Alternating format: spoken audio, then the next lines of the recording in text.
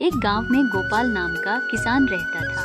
परिवार में उसकी पत्नी और 2 बच्चे, यही उसका संसार था। गुजारा करने के लिए वह अपने छोटे से खेत में फसलें उगाता था और उन्हें बेचकर अपना और अपने परिवार के लिए 2 वक्त का खाना जुटा पाता था। कहने को उसके पास इतना धन नहीं था, लेकिन फिर भी वह काफी खुश था। एक दिन दोपहर को वह अपनी पत्नी के साथ खेत पर खड़े होकर कह रहा था, हे भगवान, अगर बारिश हो जाए तो इस बार सभी किसानों की फसलें अच्छी हो जाएं। हाँ, सही कहा आपने। अगर बारिश हो जाती है तो इस बार काफी अनाज हम किसानों के पास आ जाएगा। बारिश की आस में किसानों की उम्मीदें टूटने लगती हैं, लेकिन बारिश की एक भी बूंद जमीन पर नहीं गिरती।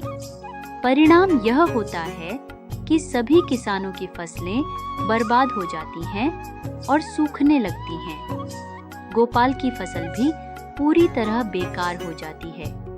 ये देखकर गोपाल कहता है, हे भगवान, इस बार किसानों का बहुत नुकसान हुआ है। फसलें पूरी तरह नष्ट हो चुकी हैं। मैंने तो इस फसल और बच्चों की पढ़ाई के लिए कर्जा भी ले रखा था। अब मैं इस कर्जे को कैसे चुकाऊंगा? यह सुनकर गोपाल की पत्नी गोपाल को सहारा देते हुए कहती है, कोई बात नहीं, अब जो होना था वह तो हो गया। हमारी पड़ोस वाली दीदी कह रही थी कि संतोष भैया शहर गए हैं। हो सके तो आप भी शहर चले जाइए। शहर जाकर थोड़ा पैसे कमा पाएंगे तो कर्जा भी चुका देंगे। हाँ, अब मेरे पास केवल 2 ही रास्ते हैं। या तो मैं शहर जाकर थोड़े बहुत पैसे कमा लूं या फिर खेत बेच दूं।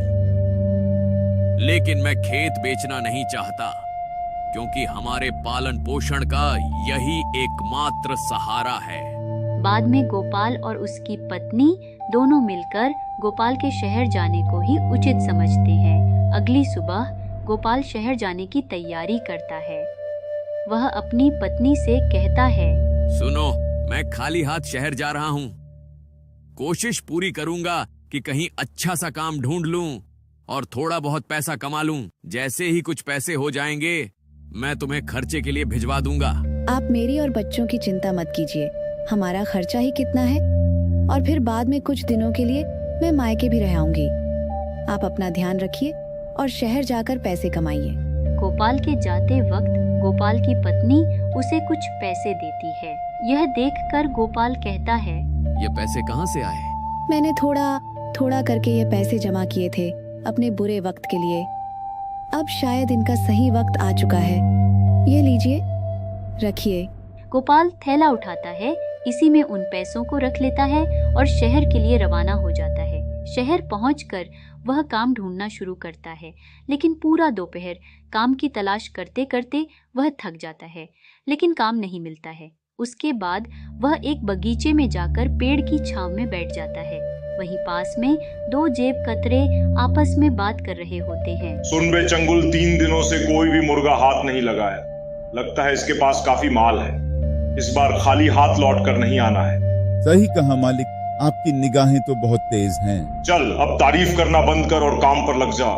मैं इसे बातों में उलझा लूंगा और तू इसका थैला लेकर एक 9-11 हो जाना। मालिक, वह सब तो ठीक है, लेकिन एक 9-11 नहीं 9-2-11 होना है। बकवास बंद कर और काम पर लग जा। उनमें से एक जेब कतरा गोपाल के पास जाकर उससे बात करने लगता है। अरे श्याम बाबू, कैसे हो? बड़े दिनों बाद दिखाई दिए हो। अरे भाई, आप कौन? मैं तो आपको जानता भी नहीं हूँ।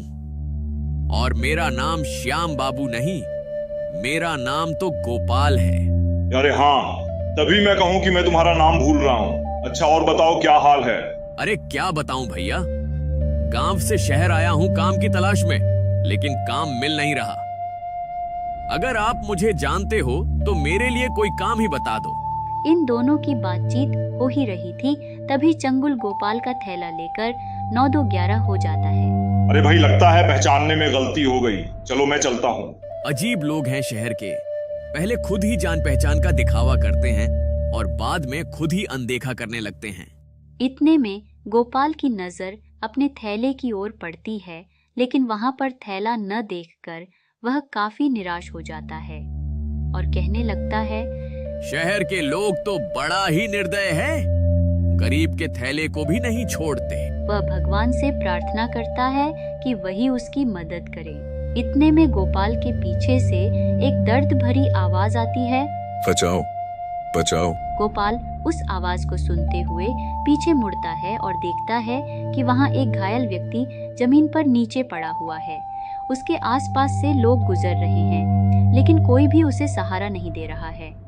गोपाल तुरंत जाकर उस व्यक्ति को बैठाता है और उसकी घायल स्थिति को देखकर तुरंत हॉस्पिटल ले जाने का इंतजाम करता है। हॉस्पिटल ले जाकर वह डॉक्टर से बात करता है। डॉक्टर साहब, इन्हें देख लीजिए, यह बहुत घायल है और दर्द के मारे कराह रहे हैं। डॉक्टर उस व्यक्ति की हालत देखता है और कहता है, तुरंत इलाज शुरू करना होगा। इसके लिए तुम्हें कुछ पैसे काउंटर पर जमा करने होंगे। यह सुनकर गोपाल आश्चर्य में पड़ जाता है और डॉक्टर से कहता है, डॉक्टर साहब, आज सुबह ही मैं शहर आया हूँ काम की तलाश में, लेकिन काम तो मिला नहीं, ऊपर से मेरा थैला भी किसी ने चुरा लिए। मेरे पास अब कोई पैसा नहीं है। मैं खुद भूखा काम की तलाश में इधर उधर घूम रहा था, लेकिन तभी मुझे ये जमीन पर घायल पड़े दिखाई दिए और मैं इन्हें हॉस्पिटल लेकर आ गया। डॉक्टर उस व्यक्ति का तुरंत इलाज शुरू कर देते हैं और कुछ समय बाद बाहर निकलते हैं। तभी गोपाल अपनी जेब से एक पर्स निकालता है जो उसे घायल व्यक्ति को हॉस्पिटल लाते हुए उसकी जेब से गिरते हुए मिल गया था।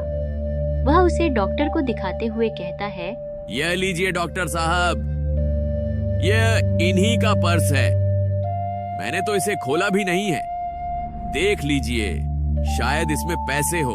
डॉक्टर उस पर्स को चेक करता है तो उसमें बहुत सारे आईडी कार्ड और क्रेडिट कार्ड होते हैं। जब डॉक्टर उनकी आईडी कार्ड को चेक करता है तो उसे पता चलता है कि यह तो शहर के सबसे अमीर आदमी है।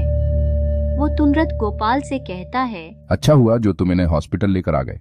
तुम जानते हो ये शहर के सबसे बड़े आदमी हैं। मुझे नहीं पता, मैंने तो अपना फर्ज निभाया है। डॉक्टर गोपाल को शाबाशी देता है और कहता है, कल सुबह इन्हें होश आ जाएगा। तुम कल सुबह आकर इनसे मिल सकते हो।